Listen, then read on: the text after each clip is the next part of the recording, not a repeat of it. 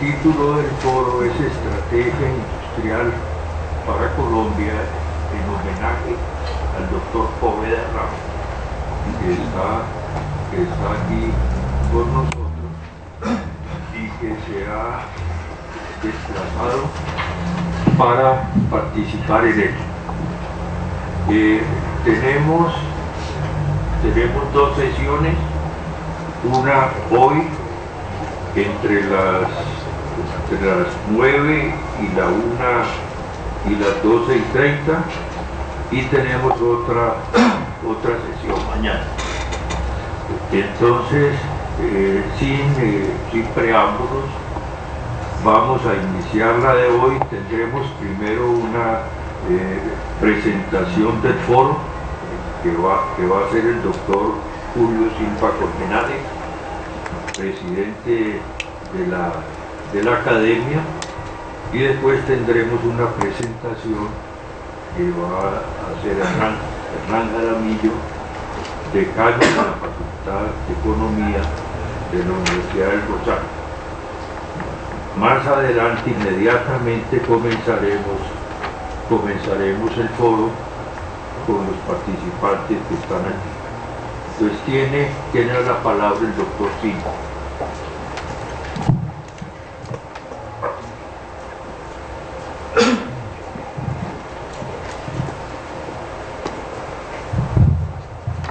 Buenos días. En primer lugar, queremos agradecerles a nombre de la Universidad del Rosario y su Facultad de Economía y de la Academia de Ciencias Económicas su honrosa presencia en este foro que hemos organizado en homenaje al profesor Gabriel Poveda Ramos. Desde principios de este año veníamos discutiendo en la academia, sobre todo en nuestra Comisión de Problemas del Desarrollo, el tema general del proceso de industrialización y sus vicisitudes en los últimos decenios, tanto en Colombia como a nivel mundial, pero obviamente con énfasis en Colombia. A raíz de la discusión que mantenemos allí, surgió la idea de organizar en el segundo semestre un foro sobre el tema, un poco para que nos abra las luces sobre lo que ocurre, y coincidimos todos en hacerlo en homenaje al profesor Gabriel Poveda Ramos, una de las personas con mayor conocimiento sobre el desarrollo industrial en Colombia y autor de cualquier cantidad de trabajos sobre este proceso en nuestro país. No hay duda que sobre el proceso de industrialización hay una discusión muy profunda en todo el mundo, no solo en Colombia. Muchos pensamos que las cifras o el comportamiento de las cifras no reflejan en propiedad lo que ha ocurrido con el proceso de industrialización. Habría que profundizar más, ver cómo han cambiado los medios con que se producen los bienes industriales, las técnicas. Habría que profundizar tremendamente sobre todo el proceso de industrialización, porque no hay duda que la forma como se produce hoy en día es muy distinta a la forma como se producía hace 50 o 60 años, y en la práctica seguimos viviendo de igual manera. Creo que en este tema es muy pertinente la conclusión principal del informe de los profesores Stiglitz y Fitoussi sobre los problemas que tiene la medición del crecimiento económico y del progreso social, donde nos recomiendan que hay que buscar formas nuevas de medir procesos nuevos, actividades nuevas, circunstancias nuevas en toda la sociedad. Y creo que la industria no escapa a eso.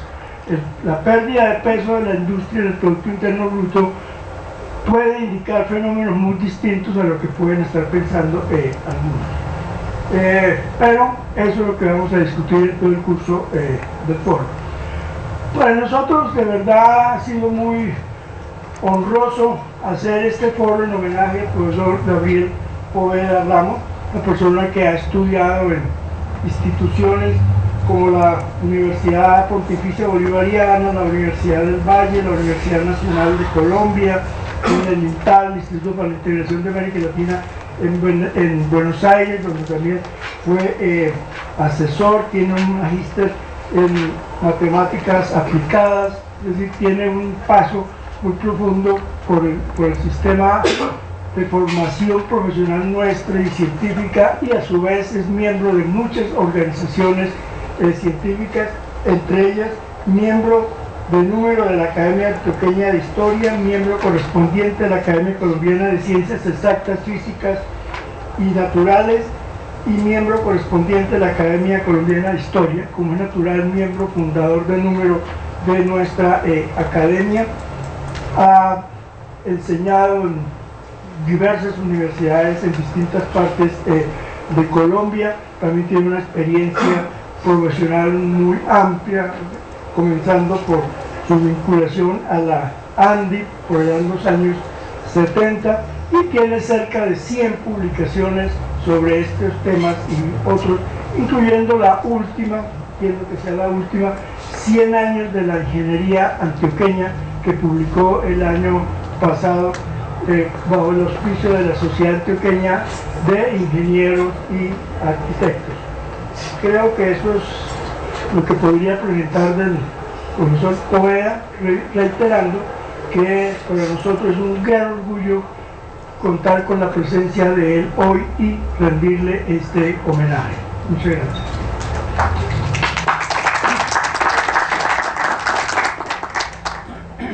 Bueno, muchas gracias, Julio. Ahora el doctor Hernán Jaramillo, decano de la facultad. En general, acostumbro a hablar sin haber escrito, pero voy a leer un texto que preparé en el día de ayer por la importancia del evento, del tema de la industria en Colombia, pero por el homenaje al profesor Gabriel Poveda. Quiero manifestar mi agradecimiento con la Academia Colombiana de Ciencias Económicas por haber podido hacer realidad en conjunto con la Facultad de Economía de la Universidad del Rosario la realización de este foro sobre estrategia industrial para Colombia. Dos antecedentes llevan a darle un significado especial a este evento que se llevará a cabo en el día de hoy y durante el día de mañana. El primero relacionado con el origen de esta idea por parte de Manuel Ramírez Gómez en su coincidencia de presidente de la Academia de Ciencias Económicas y profesor y director del grupo de investigación de la Facultad de Economía de nuestra universidad. La Academia quiso que honráramos este compromiso realizando el foro en la Universidad del Rosario. El segundo antecedente en la realización del foro, como un homenaje al profesor Gabriel Poveda Ramos por sus grandes aportes históricos, tanto a la ciencia económica, a la historia económica y a la comprensión del desarrollo industrial de Colombia, como también sus importantes aportes a otras disciplinas como la matemática y la ingeniería. La obra del profesor Gabriel Poveda Ramos es amplia, tanto en su consistencia de línea de investigación y producción académica en la historia colombiana, como extensa en áreas afines y asociadas al tema de la industria en Colombia. Son de destacar sus trabajos pioneros en el desarrollo industrial colombiano, el libro Andy y la industria en Colombia 1944-1984, 40 años. El libro Políticas Económicas, Desarrollo Industrial y Tecnología en Colombia 1925-1975, publicado por Conciencias en 1979 como parte del proyecto financiado por el IDRC de Canadá y por la OEA como parte del Programa Regional de Desarrollo Científico y Tecnológico sobre mecanismos e instrumentos de política científica y tecnológica. El tercer texto en mención es sobre su trabajo en el contexto del STPI, implicaciones tecnológicas de la política arancelaria, el comercio exterior colombiano 1950-1978 y su incidencia en la industrialización del país. Se destacan también sus trabajos sobre la ingeniería en Colombia, los factores que inciden en el proceso de cambio técnico y desarrollo tecnológico en coautoría con Fernando Chaparro, la tecnología mecánica y su ingreso a Colombia, publicado en el 2001, el libro sobre la historia de la matemática en Colombia, publicado en el 2012, Antioquia y el ferrocarril de Antioquia, el libro sobre vapores fluviales en Colombia, publicado en 1997, y en artículos de la revista de la ANDI abordó la problemática de la industria del cemento, de la química en Colombia, la industria química y la ingeniería química en Colombia, la industria automotriz, la industria textil, entre otras ramas industriales, sin abandonar los temas de la metalurgia, las ferrerías y la minería. El campo de la matemática cuenta con numerosos artículos en revistas especializadas, y en algunos de estos artículos logra vincular la matemática con su aplicación a temas demográficos. La integralidad de pensamiento de Gabriel Poveda es grande, consistente y con un ejemplo de integración disciplinaria en la búsqueda de soluciones a la comprensión de la economía, la historia económica y el desarrollo industrial. La temática del foro y de sus ponentes es amplia en contenido, en desarrollos e interpretaciones teóricas, en enfoque y en interpretación de las causas de lo que hoy se denomina comúnmente como un proceso de desindustrialización. Están presentes los temas del desarrollo histórico de la industrialización en Colombia, de sus relaciones y efectos sobre la distribución del ingreso y la pobreza, de la asociación del sector industrial y los recursos naturales, del efecto de la industria sobre el territorio y la urbanización de las ciudades, del papel de los grupos económicos, de la inversión extranjera y de la innovación.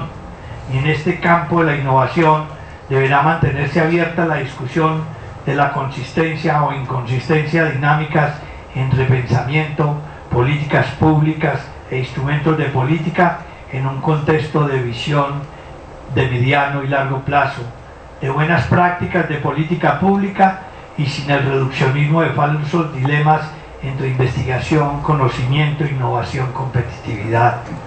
Y asociado al tema de la industria y con una concepción académica y rigurosa de innovación, hay que avanzar en uno de los temas de mayor relevancia hoy asociados a la industria, cuál es el asociado a la innovación en servicios de alto valor agregado al conocimiento.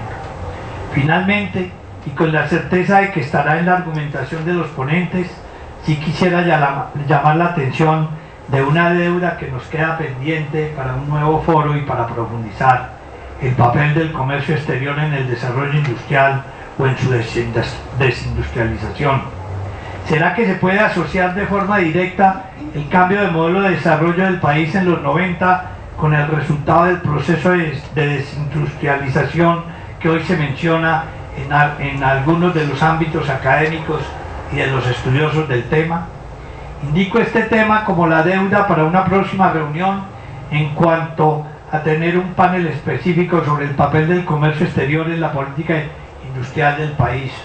Un reciente trabajo de Jorge García, David Camilo López, Enrique Montes y Pilares Guerra sobre la política comercial colombiana entre 1950 y del 2012, publicado en los borradores de Economía.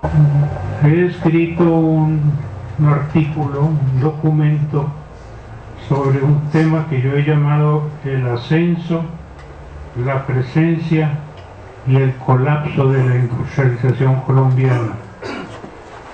Voy solamente a leer las partes más significativas porque en su totalidad resultaría muy fatigoso para ustedes.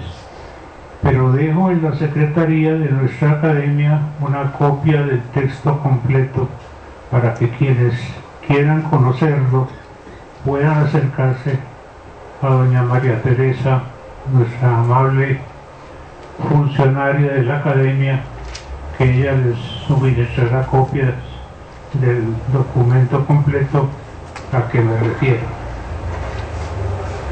Dicho esto, entonces sí quiero presentarles las siguientes consideraciones. En 1904 alboreaba el siglo XX en Colombia. El país contemplaba aterrado 10.000 osamentas en Palo Negro y ardía de indignación por el zarpazo de Panamá, sufrido en el año anterior. Providencialmente, el 7 de agosto, juró como presidente el general Rafael Reyes Prieto, uno de los escasos 13 grandes mandatarios que nuestra historia registra. Sobrevivían en un país paupérrimo unos 4 millones de habitantes, cultivando una agricultura precolombina de corte medieval y ejerciendo un pequeño comercio interno de muy escaso alcance. Reyes se dedicó con afán, con inteligencia y con éxito a salvar el país de la desaparición.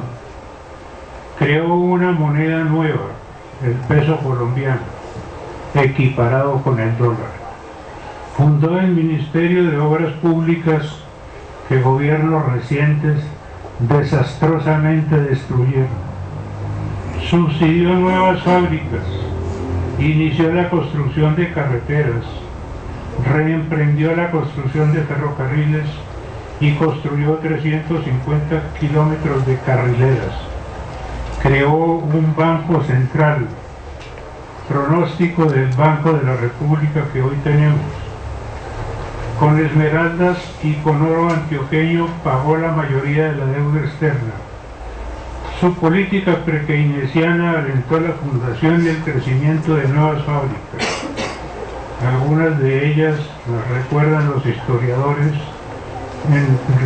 como Tejidos de Bello en 1903, Coltejer en 1907, una refinería de petróleos privada en Cartagena, el ingenio de Sincerín en Bolívar, etcétera, etcétera. Eran empeños de empresarios privados muy industriosos, estimulados por un gobierno claramente intervencionista y colombianista. Reyes expidió un decreto legislativo ordenando una reforma aduanera decididamente proteccionista que desagradó profundamente a la burguesía importadora de Bogotá y Medellín, y ordenó emprender una reforma agraria que hubiera sido tan importante como la que quiso hacer López Pumarejo con su Ley 200 de 1936. Pero plutócratas y latifundistas de ambos partidos decidieron hacerlo asesinar y casi lo logran. Finalmente tuvo que abandonar la presidencia y el país antes de concluir su periodo constitucional de 6 años, pero no sin haber puesto en marcha un claro movimiento de industrialización de Colombia. Autores como James Parsons, William McGreevy, Robert Grew y Álvaro López Toro señalan que el nido fecundo de la industrialización nacional fue Antioquia, debido a un conjunto especial de factores que se conjugaron allí al inicio del siglo XX, como fueron: a. La acumulación de capitales originados en la minería de oro autóctona, vieja ya entonces de casi un siglo en esa provincia. B. La presencia en esa montañosa región de numerosas caídas de agua y de una vasta región carbonífera que producirían la electricidad y el vapor que requirieron las fábricas desde sus comienzos. C. La experiencia y el espíritu chumpeteriano ganado por los grupos acaudalados de Antioquia gracias a su trabajo como mineros, como hacendados cafeteros y como comerciantes importadores de bienes de consumo desde Jamaica. D. La proliferación del cultivo del café que dio lugar a la formación de una mano de obra laboriosa y disciplinada y con capacidad de compra de bienes de consumo. E. La disponibilidad temprana de un ferrocarril que ligó a Medellín con el río Magdalena y el mar, por donde entraron desde comienzos del siglo XX las máquinas, las materias primas, las mercancías, las herramientas, los insumos y las ideas que se necesitaron para hacer del Valle de Aburrá el primer fuerte nicho manufacturero de Colombia. G. la presencia en el territorio antioqueño de materias primas minerales como calizas, arcillas, feldespatos, carbón y cuarzo, que dieron base para establecer varias fábricas de cerámicas, locería, vidrio, cemento, alfarería y otras análogas. Es indispensable hacer aquí un paréntesis para recoger en este punto reunidos los nombres de los 8 presidentes que sobresalen nítidamente en nuestra historia económica como grandes promotores de nuestra industrialización durante el siglo XX. Me refiero a Rafael Reyes Prieto, a quien ya mencioné, a Pedro Nelo Espina Vázquez, a Alfonso López Pumarejo, a Eduardo Santos Montero, a Mariano Espina Pérez, a Gustavo Rojas Pinilla, a Alberto Lleras Camargo y a Carlos Lleras Restrepo. Hacerles el mérito debido me tomaría demasiado tiempo, pero baste decir que según mis cálculos, al menos la mitad del crecimiento fabril desde 1901 hasta 1991 fue efecto de las políticas y de las medidas inteligentes y prácticas que alguno de estos gobernantes puso en efecto. El gran proceso de industrialización de los 30 años desde 1920 hasta 1950, liderado por los presidentes eminentes que ya mencioné, fue obra de 5 grandes fuerzas económicas endógenas.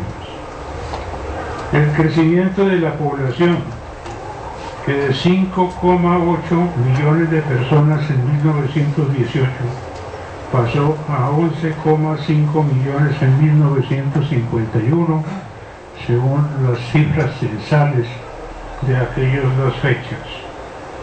La urbanización acelerada, la producción y exportación de café, la electrificación de las ciudades y la producción de algunas materias primas que favorecieron ese proceso industrial.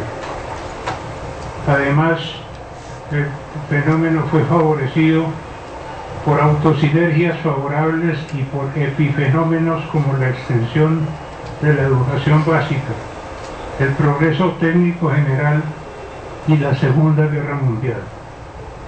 Esta fue la época oportunada cuando los gobiernos y los empresarios privados crearon numerosas instituciones industrializadoras y modernizantes de Colombia, como fueron la Federación Nacional de Cafeteros, la Caja Agraria, el Instituto de Fomento Industrial, el Instituto Colombiano de Seguros Sociales, la Asociación Nacional de Industriales, la Asociación Colombiana de Pequeños Industriales, el Instituto Colombiano Agropecuario y otros más.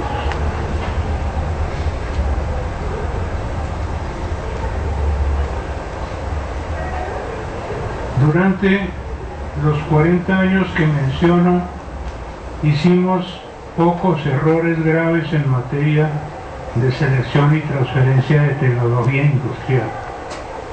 Que yo recuerde, entre muchas industrias que vine a hacer o que ayudé a hacerlo, entre 1950 y el año 2000, vi solamente errores como los que cometieron los azucareros del Valle en una planta sucroquímica para producir ácido cítrico, que fue un fracaso tecnológico. Otro caso deplorable fue el de Forjas de Colombia en Bucaramanga, que absurdamente trajo un martillo que no correspondía a las demandas del mercado. Una planta de Medellín que se intentó hacer para producir madera aglomerada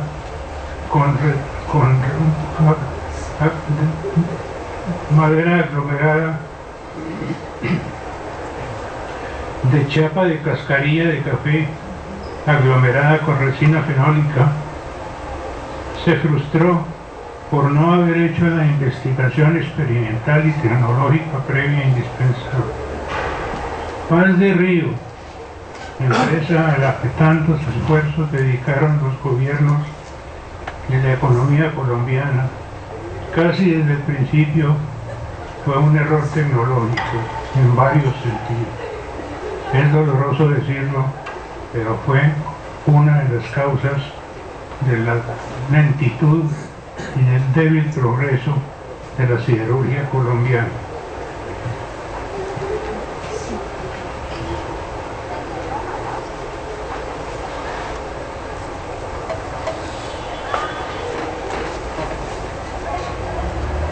Estos errores debieron haber hecho reflexionar a analistas y gobernantes para economizar esfuerzos y para economizar inversiones que se perdieron o se malgastaron por años largos.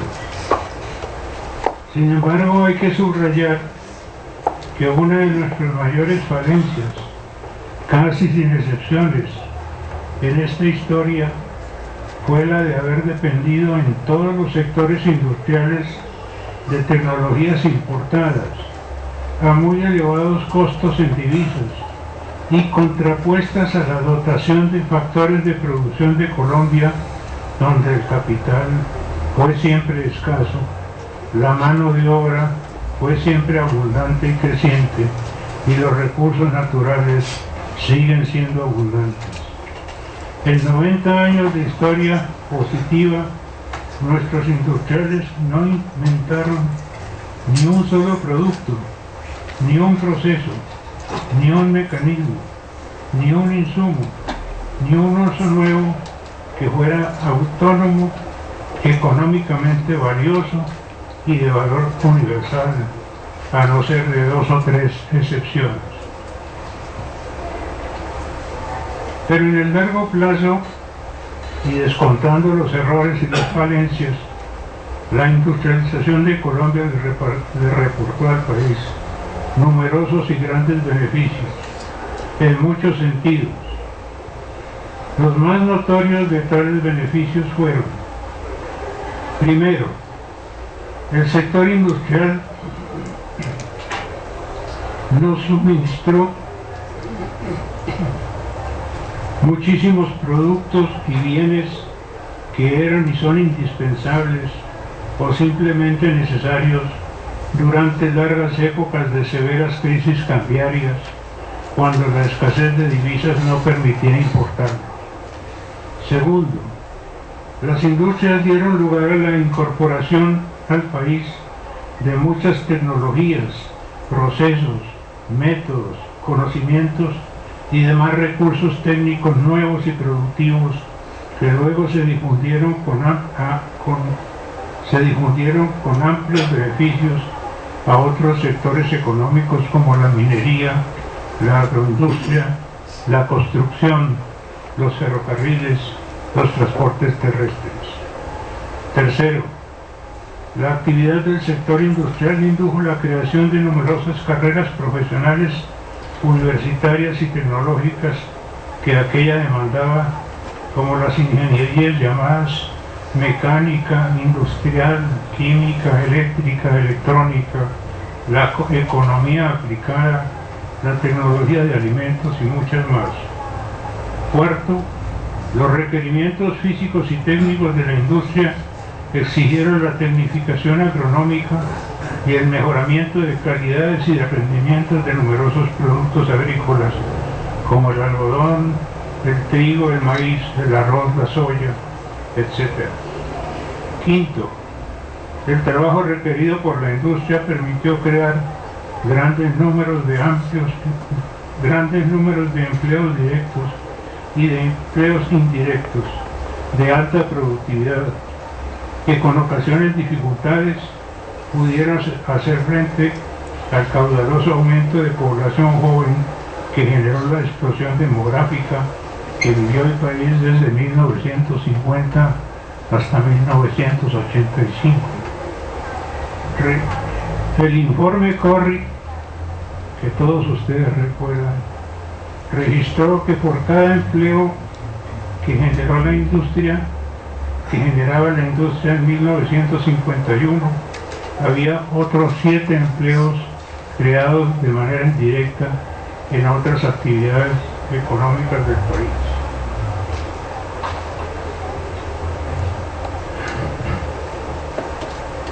Sexto, la industrialización dinamizó la vida económica de numerosas ciudades de Colombia, donde antes ella no existía, pero donde surgieron fábricas nuevas o crecieron las existentes, como fueron los casos de Cartagena, Barranca Bermeja, Buga, Ibagué, Sogamoso, Zipaquirá, Manizales y Pereira. Asimismo, impulsó fuertemente la vida económica de otras ciudades menores, donde ya desde 1920 había pequeñas fábricas como fueran Bucaramanga, Cúcuta, Armenia y Pereira. Séptimo, la industria fabril y manufacturera promovió el avance social y económico de millones de colombianos y colombianas, nacidos en los estratos más bajos para ascender a niveles socioeconómicos de clases medias, cooperando activamente así, antes del funesto puntillazo de Gaviria, a atenuar las abismales desigualdades que tradicionalmente han existido entre nuestros grupos desposeídos y nuestras élites privilegiadas. Y por último, fue la aparición y el surgimiento de fábricas lo que promovió a escala nacional y como proceso histórico trascendental la aparición del sindicalismo, la legislación laboral, la medicina laboral, el trabajo de la mujer, el subsidio familiar, fundado por los industriales antioqueños en 1954, el voto femenino y en general el proceso masivo e irreversible de democratización de la conservadurista sociedad colombiana.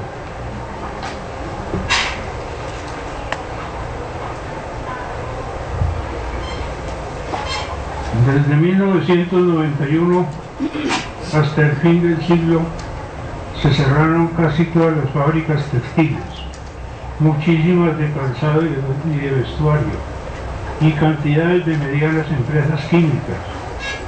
Así se cerraron como las incipientes fábricas de equipo eléctrico y las de maquinaria mecánica. Se cerraron la otrora floreciente planta de soda de Zipaquirá y 5 de las 7 mayores siderúrgicas que había en el país fueron clausuradas. Cientos de medianas industrias metalmecánicas vieron su fin. Se redujo a la mitad del parque de plantas químicas en Manmonal. Las fábricas que manufacturaban artículos de plástico o de caucho desaparecieron en su mayoría o fueron arrebatadas por monopolios extranjeros. La gran empresa Bavaria fue arrebatada por un megapolio extranjero, evadiendo impuestos y burlando pecaminosamente la ley. Carbopol fue casi regalada en Operación Sombría a un poderoso trozo extranjero, así como luego lo sería Cerro Matoso, otra gran empresa mixta fundada por uno de los presidentes industrializadores que ya mencioné. Desde que se produjo aquel desastre de la llamada apertura,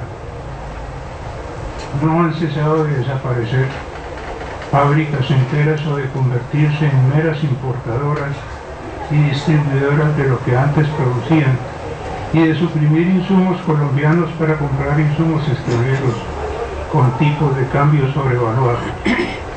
Además, en los últimos años nos ha caído la roya de la producción china, con sus salarios de trabajadores esclavos, como son los de ese país, y con tipos de cambio extra devaluados.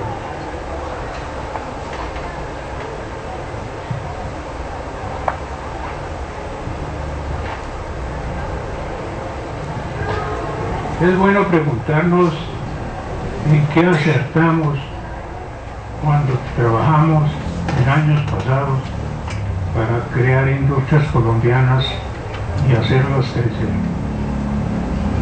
Los colombianos haciendo y desarrollando un sector industrial importante desde 1900 hasta 1990, cuando se paralizó ese proceso. Acertamos en varios puntos clave muy importantes. En efecto, acertamos bien haciendo esa industria con capital fundamentalmente nacional. Fueron pocas las empresas extranjeras que tuvimos, y menos aún las empresas que hubieran merecido el nombre de Ladis Dreis, con que media América Latina llamara a una estadounidense muy conocida en nuestro continente. Acertamos desarrollando sistemas eléctricos inicialmente regionales e integrándolos posteriormente en un sistema de alcance nacional, lo cual con algunos rezagos temporales permitió abastecer de energía eléctrica a todas las ciudades industriales. En 1951 la capacidad generadora del país era solo de 259 megavatios y en 1991 se generaban 8.356 megavatios.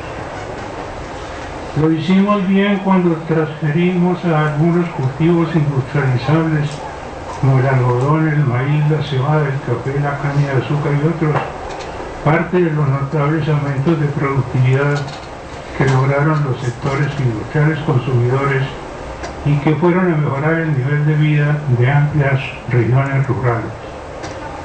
Acertamos transfiriendo muchísimos elementos de la tecnología industrial a otros sectores como los ferrocarriles, el automotriz, las agroindustrias,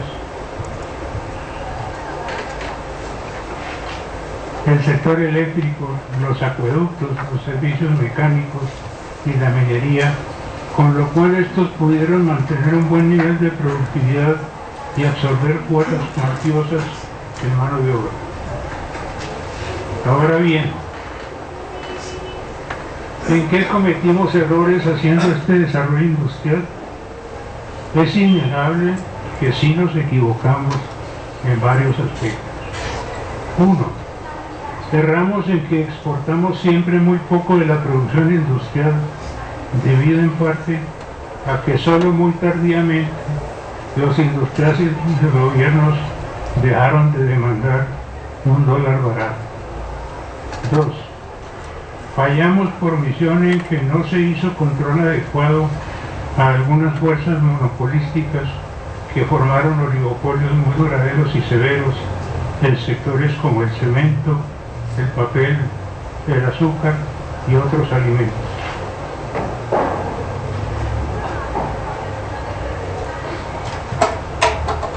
3. Se equivocaron nuestros industriales en que fueron muy remisos a abrir corrientes de comercio con el resto de América Latina, lo cual hubiera sido una gran fuerza propulsora de nuestros aciertos y correctiva en nuestros errores, sin los daños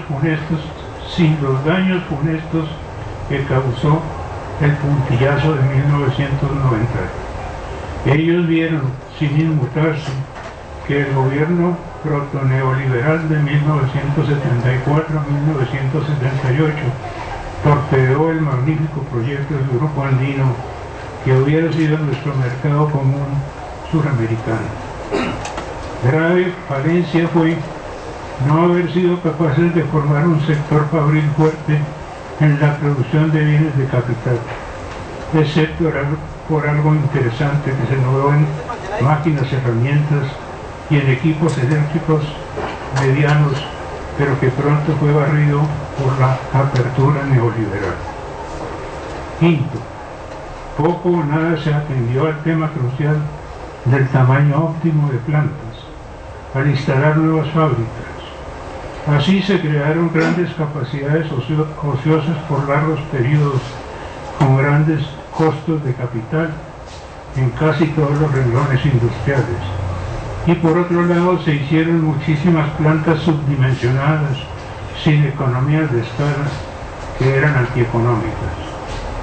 Muchas de las empresas que fueron víctimas del puntillazo de Gaviria se cerraron porque no pudieron sostenerse frente a la competencia externa debido a que sus altos costos unitarios de producción, atribuibles a una u otra de estas situaciones extremas y antieconómicas, les fueron adversas y desastrosas. ¿Qué debimos haber hecho y no hicimos en industrialización? Hay que reconocer que dejamos de hacer varias grandes tareas industriales muy necesarias, muy factibles y muy obvias. Debiéramos haber creado, desarrollado y exportado una vasta y variada industria de productos carboquímicos, para lo cual teníamos los únicos y los más aptos carbones de Latinoamérica, con más de 7.000 millones de toneladas medidas bajo tierra.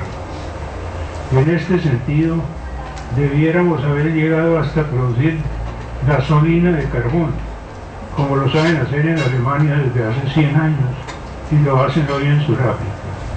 En este campo no hicimos nada en absoluto. B. Era necesario y era posible crear, desarrollar y exportar una fuerte industria forestal, maderera y papelera, superior a la de Chile, para lo cual tenemos millones de hectáreas apropiadas, climas aptos y aguas en cantidades. En este campo hicimos poquísimo. Podíamos haber hecho 100 veces más, porque un bosque colombiano es explotable en 15 o 20 años y uno finlandés, sueco o chileno necesita 40 o 60 años para rendir su madera. C. No supimos o no quisimos producir materias primas tan necesarias y tan factibles en el país como caucho natural, lana, cacao suficiente, ferrominerales, arrabio de hierro, lino, cobre, cebada suficiente, dinamita, metales no ferrosos, urea, nitrato de amonio y proteína vegetal comestible, gas metano de carbono, papel periódico, cobre, alúmina, cuprita, etc., que le hubieran dado una fuerte base económica y técnica a industrias que siempre hubieron de importar con dificultades estos materiales como insumos. D. Excepto en el caso del azúcar, hicimos muy poco en industrializar muchos productos agrícolas que eran y son fuente abundante de productos industriales, como son el maíz, el arroz, la yuca, las oleaginosas, el tallo de banano, los agaves, el caucho natural, la madera del café y los carbones de vegetales que nunca supimos o quisimos industrializar. Digamos ahora, para terminar, ¿qué debemos hacer de ahora en adelante? Ante todo,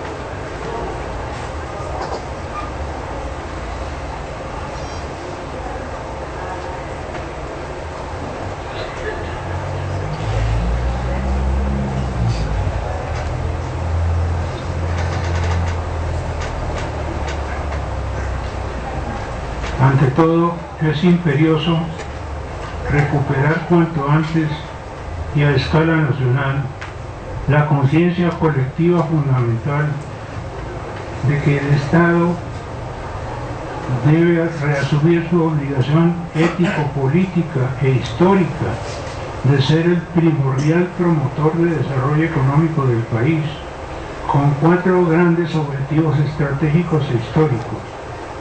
1. Generar empleo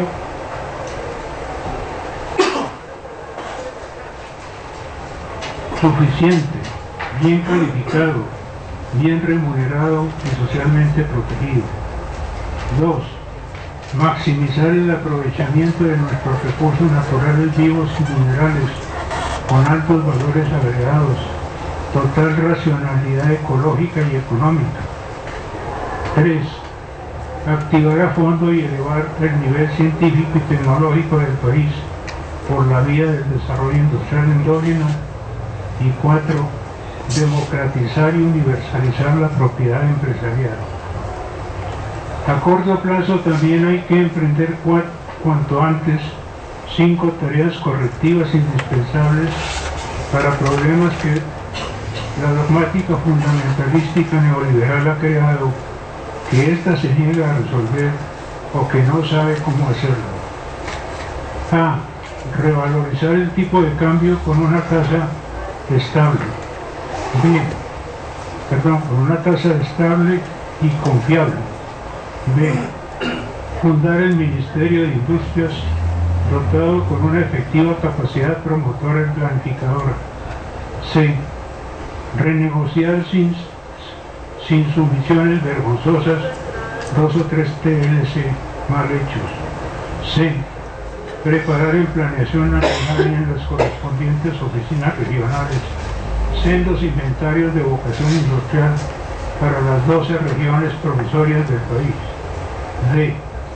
Salvar de la extinción en un plan de emergencia a sectores que están al borde de desaparecer, como el del cuero y el calzado, la siderurgia, las llantas de caucho, varios renglones autopartistas y 3 o 4 más, y el industrializar eficaz y eficientemente nuestras regiones donde nunca lo hicimos en el pasado, como son el Chocó, el hinterland de la costa caribe, el Tolima Grande, el bloque Cauca-Nariño y la artillanura orinoquiana.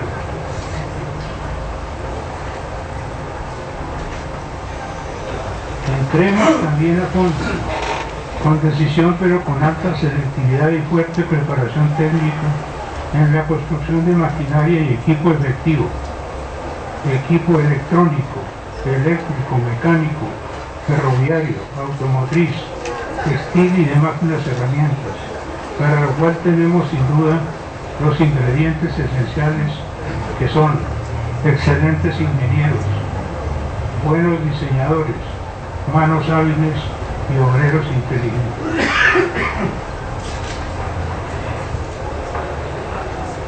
Reindustrialicemos vigorosamente a Colombia, pero con base en sus materias primas autóctonas y en sus ventajas técnicas y humanas, sin subsidios ni barreras protectoras artificiales y dañinas, sobre una moneda estable pero competidora y con fuertes componentes de insumos y de valores agregados nacionales en procesos con alta tecnología. Esto podría dar pie además a muy importantes programas de investigación científica y de desarrollo tecnológico e innovación que en el pasado no hicimos. Por último, si seguimos dejando periclitar nuestras industrias, corremos el riesgo de regresar a un escenario de atraso como el de hace muchos años, convertidos en un país caribeño de casinos y garitos, o en una colonia subalterna como Puerto Rico, o en un mero trade center de dinero y de esclavos, como Singapur.